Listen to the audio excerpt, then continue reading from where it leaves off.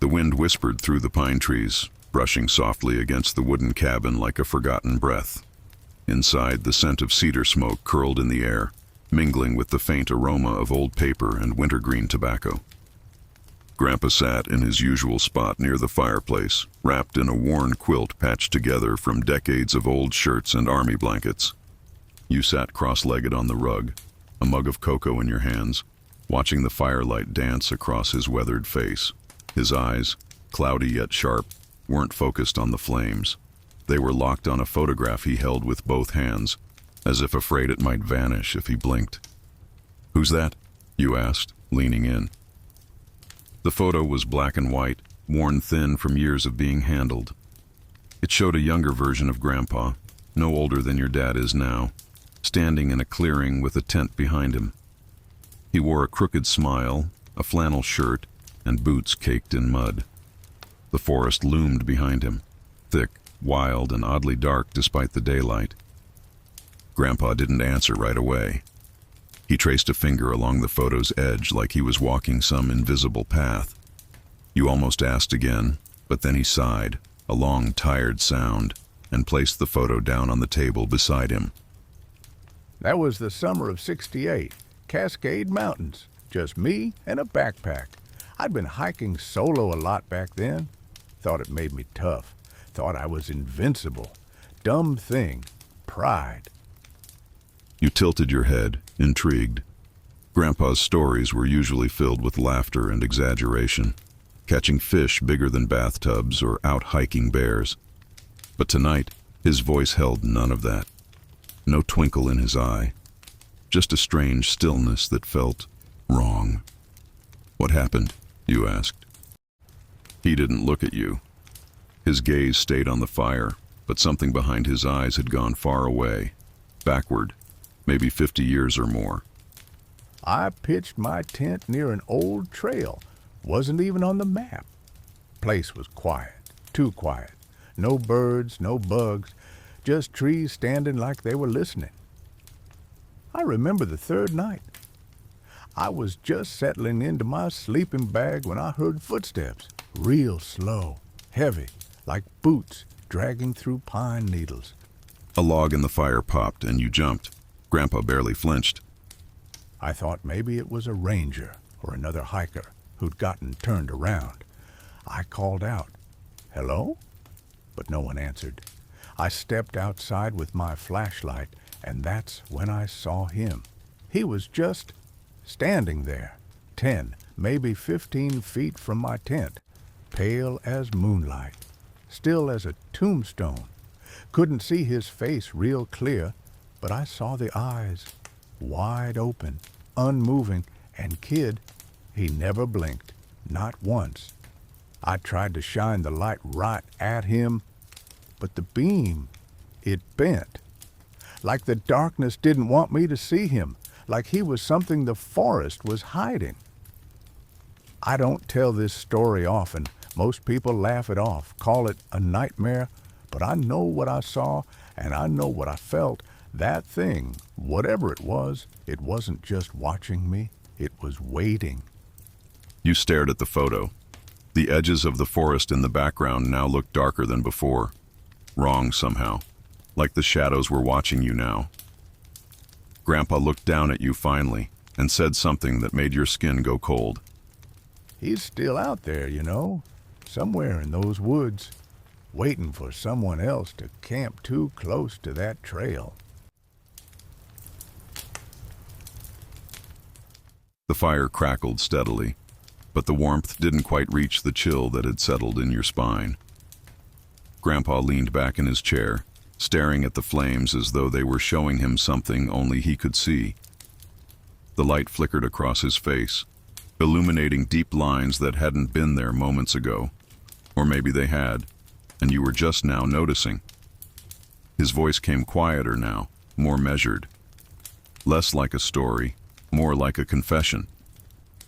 I should have left that morning. I wanted to. I'd packed up my gear in a hurry, didn't even finish breakfast. But there was something about the way the forest looked. The trees seemed to lean in closer overnight. The sky was the wrong kind of gray, not storm gray, sick gray, like the world was holding its breath. But I didn't leave.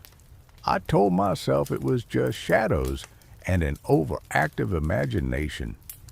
I told myself I'd get one more night of quiet before heading home. Looking back, that's the worst lie I ever told myself. You watched him closely.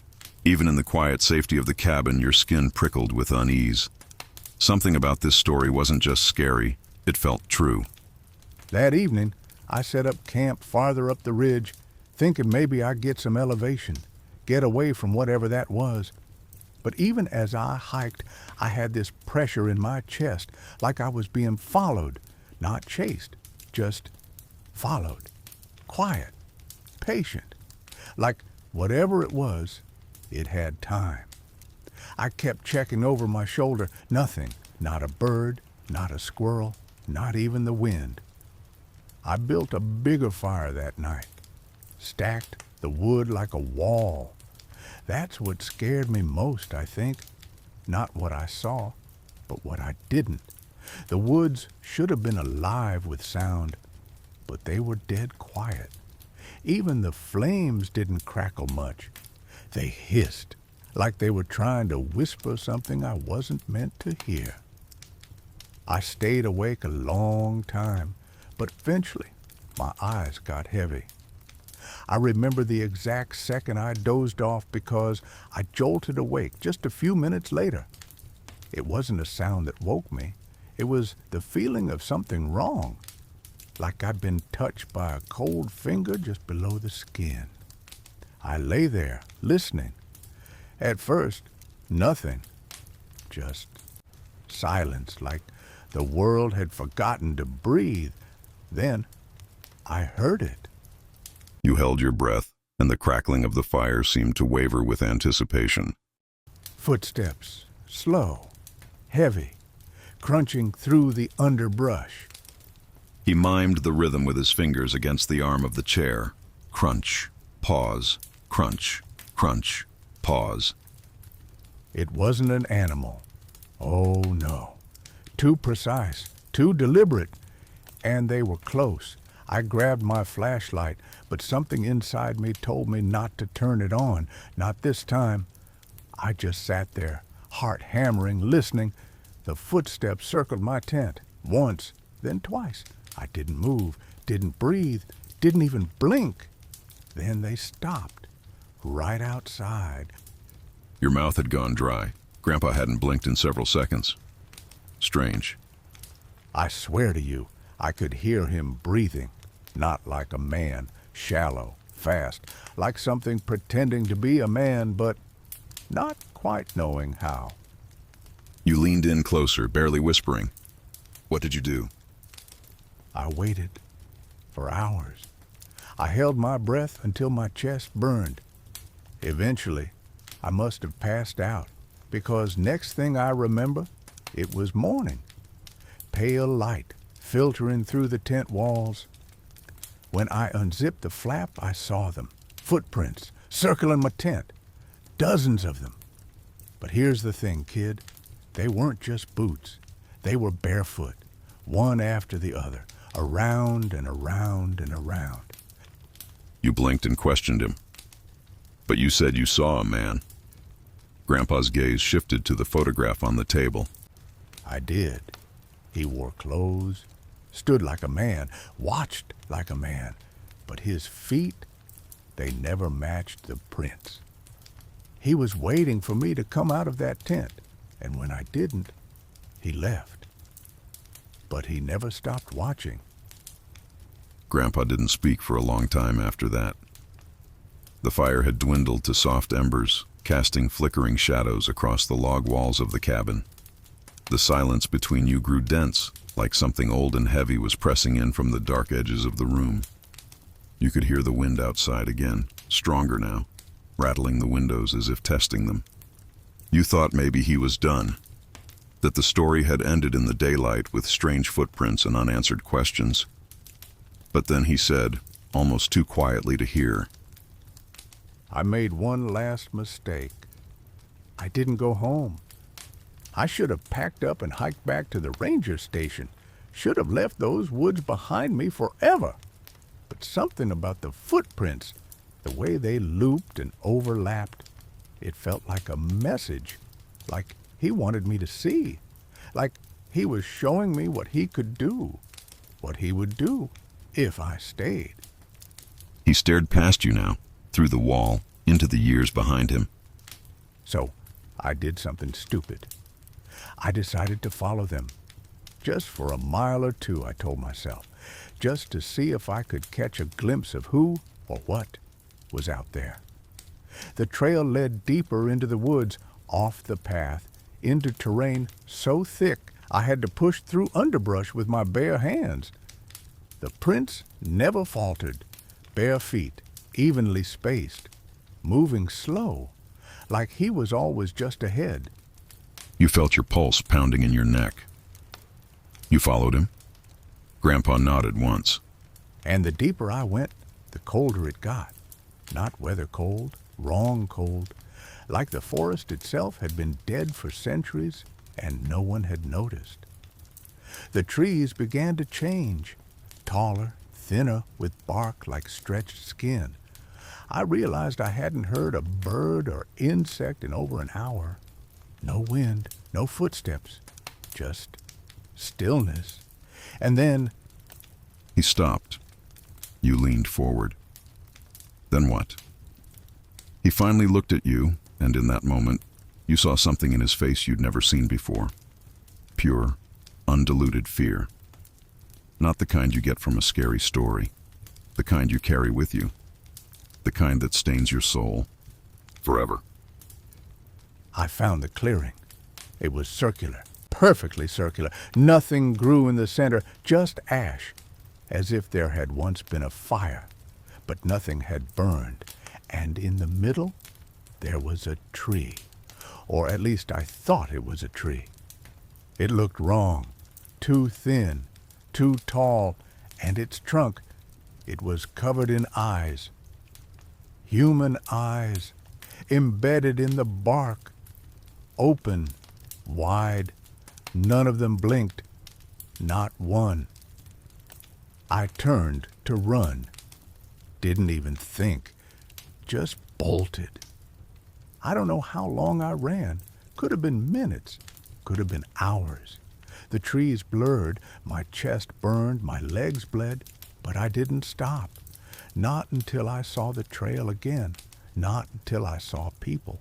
And by then, he was behind me.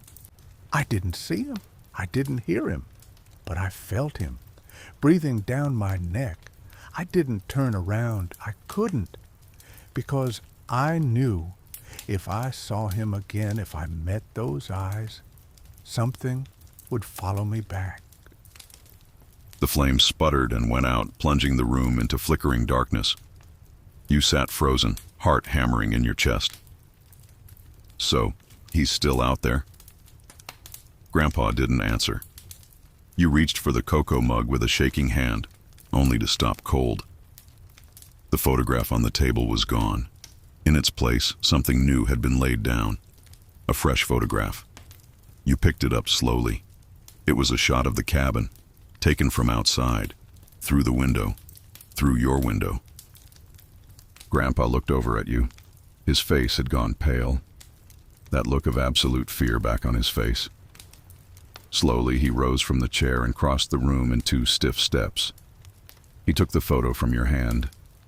There was no doubt in either of your minds who had taken it. Wow, he found me again, after all these years. He looked out the window, into the night, then back at you. You can't blink. If you see him, whatever you do, do not blink. And from somewhere in the forest beyond the cabin, you thought you heard the faintest sound. Crunch, pause, crunch, crunch, pause. You looked at Grandpa, but he wasn't looking at the window anymore. He was looking past you. His mouth opened slowly, as if to speak, but no sound came out. And then behind you, from the reflection in the dark glass, you saw a pale face, eyes wide, unblinking, watching you. Sonny, I never should have told you that story. I'm so sorry. It's all my fault. It's all my fault.